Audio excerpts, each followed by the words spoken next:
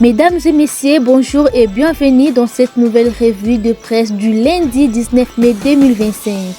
Les médias congolais reviennent essentiellement ce lundi sur les verdicts attendus dans l'affaire Bukanga Lonzo, mais aussi sur une éventuelle levée des immunités de Joseph Kabila au Sénat. L'ancien président de la République démocratique du Congo et sénateur à vie connaîtra son sort par rapport à la requête de la haute cour militaire, rapporte la tempête des tropiques.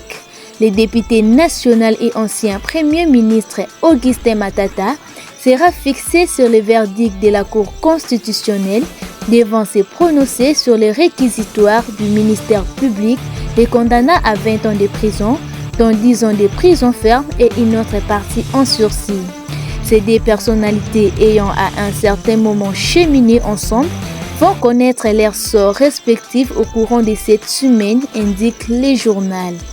La procédure de levée d'immunité de l'ancien président Joseph Kabila, sénateur à vie, divise les institutions congolaises, constate Econews. Alors que l'auditeur général de FARDC a contourné la voie constitutionnelle normale en saisissant directement le Sénat pour urgence, une commission ad hoc doit trancher ces dossiers hautement politiques. Entre respect des procédures et demande de célérité juridique. La décision attendue cette semaine pourrait marquer un tournant dans l'affaire politique nationale, analyse les traits hebdomadaires. Pour sa part, Laura Onyemba, avocat de Moïse Katumbi, de Matata Ponyo et de plusieurs autres opposants, s'oppose à la levée des immunités de Joseph Kabila, qu'il considère comme un recul démocratique sans commune mesure aux conséquences suicidaires, note Congo Nouveau. En avril dernier, rappelle les tabloïds, une série de perquisitions ont été opérées par les forces de l'ordre dans plusieurs propriétés de l'ancien président Joseph Kabila. C'est aujourd'hui que démarrent les séances de la commission spéciale chargée d'examiner les réquisitoires de la haute cour militaire visant la levée des immunités du sénateur à vie Joseph Kabila, précise le forum des As qui fait remarquer que ce dossier sensible est loin de faire l'unanimité parmi les élus des élus.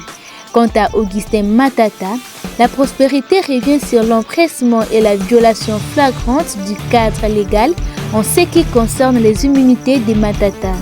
Le journal, qui s'appuie sur un analyste, note que la Cour constitutionnelle est interpellée sur le respect de l'article 107, alinéa D de la Constitution. Réunion autour de Nassig B pour la paix en RDC.